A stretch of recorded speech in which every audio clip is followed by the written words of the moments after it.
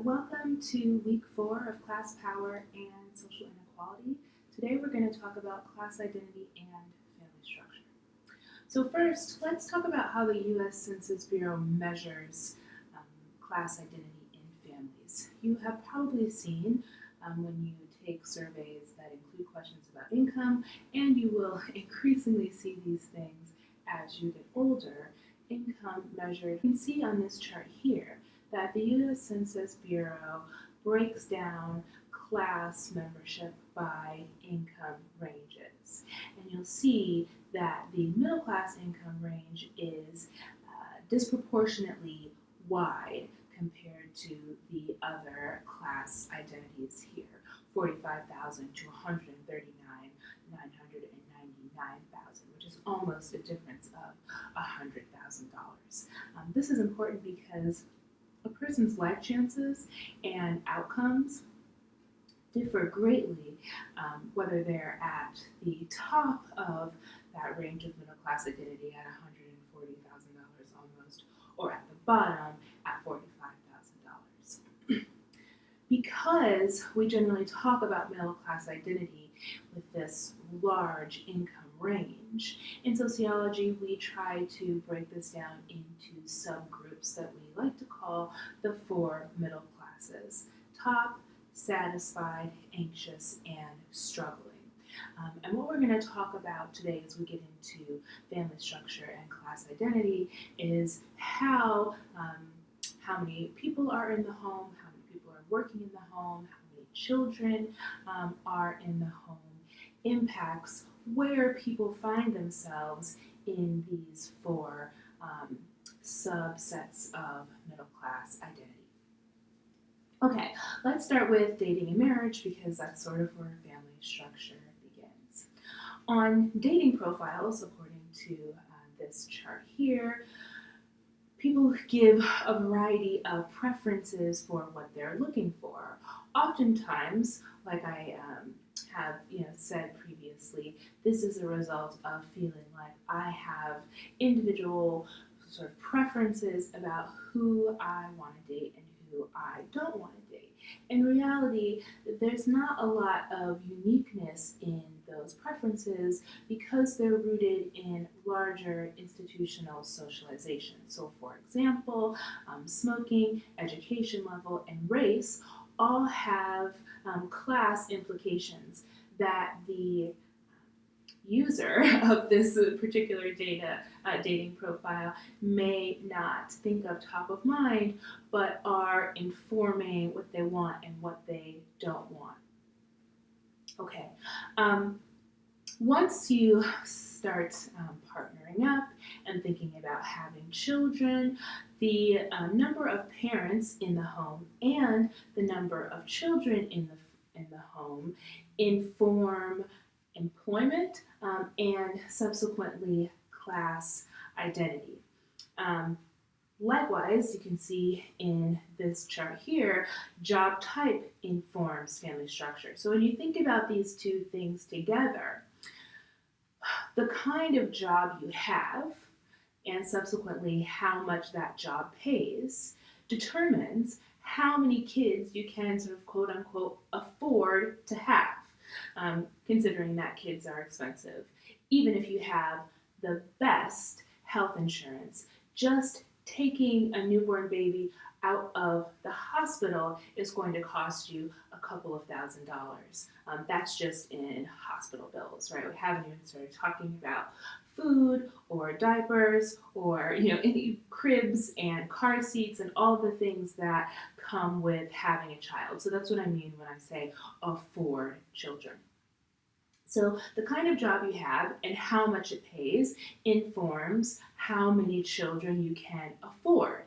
And subsequently, you will make decisions on how many children you want to have based on how much disposable income you have to afford them.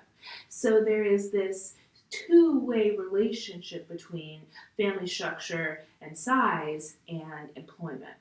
You can see in this chart here that 60% of infants born into two-parent, one-child households have parents that have professional or managerial jobs. That's in part because in order to afford to have a second child, you probably need to have a job that pays a little bit more, and professional managerial jobs we think of as white collar and therefore pay more. The same is true for two-parent, two-children households. Being able to afford a third child means that you're more likely to have a job which helps you pay for that.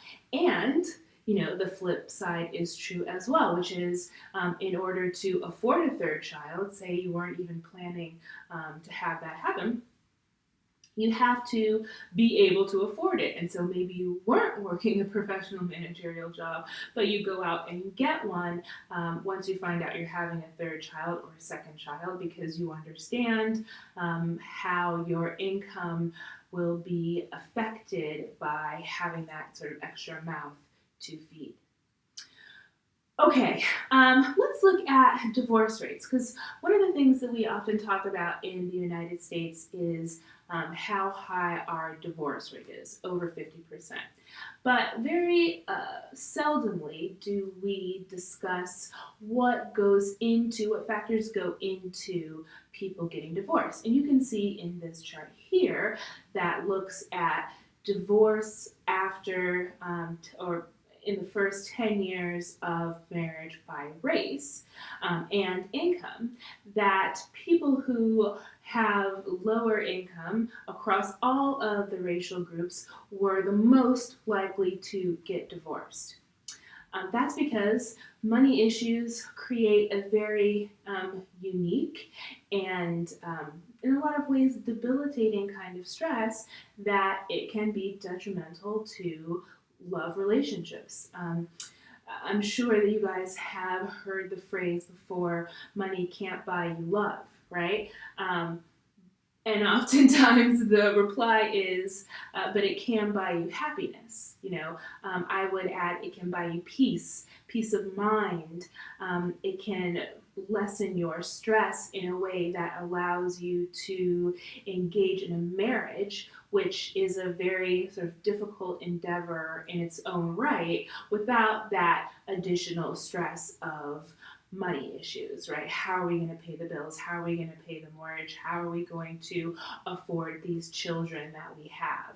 Well, if you are in a perpetual state of dealing with those issues, then it's much less likely that you're dealing with more relationship-based emotional issues that could be impacting whether or not you get divorced in the long run. I want to go back to education for a second, because earlier when we were talking about preferences on dating site profiles, I said that education level was one preference that had class dimensions, and we've talked about what those class dimensions are in education.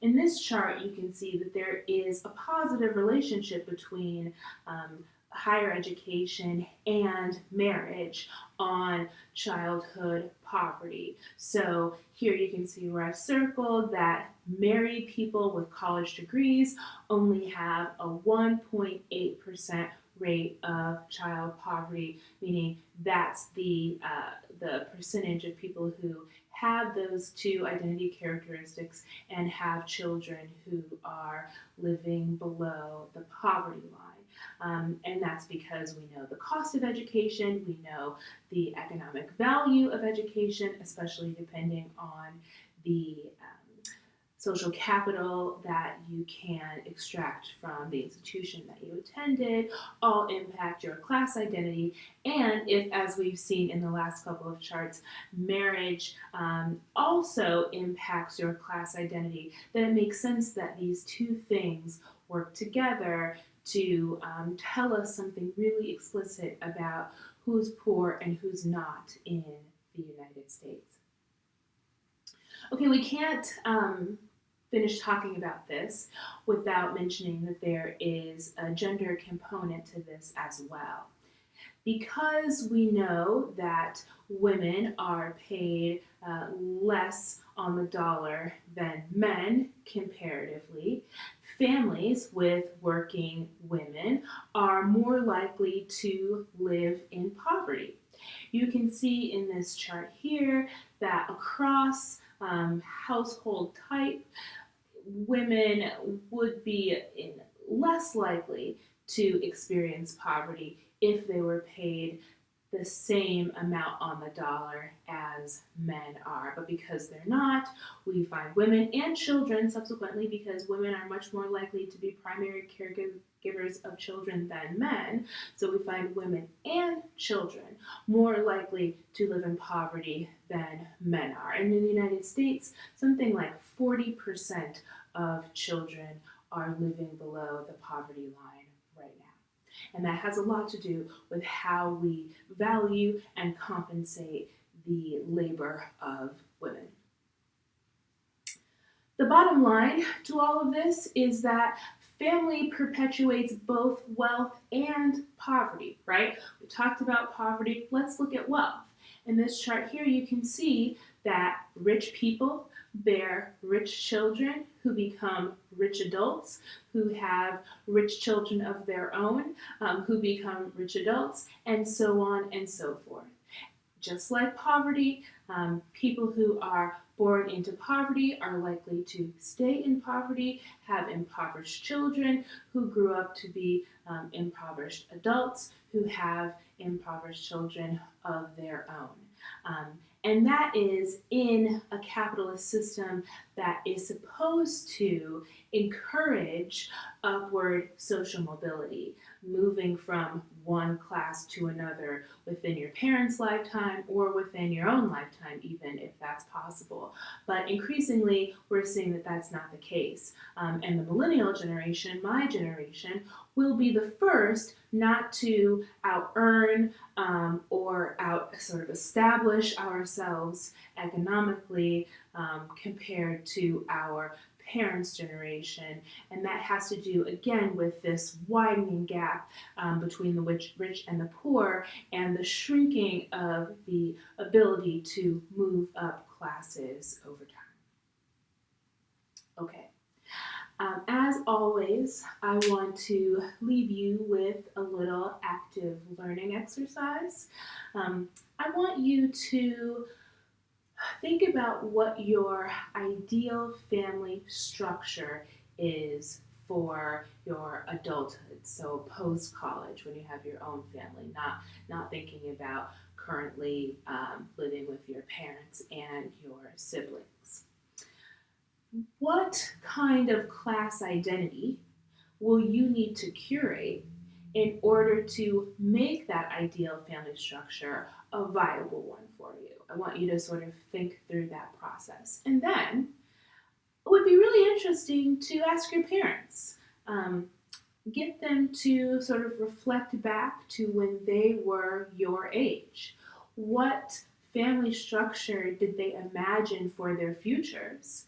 And how did the reality of class identity and income and wealth dynamics impact the reality that they actually experience? And we'll talk about all of this week in discussion. I will see you then.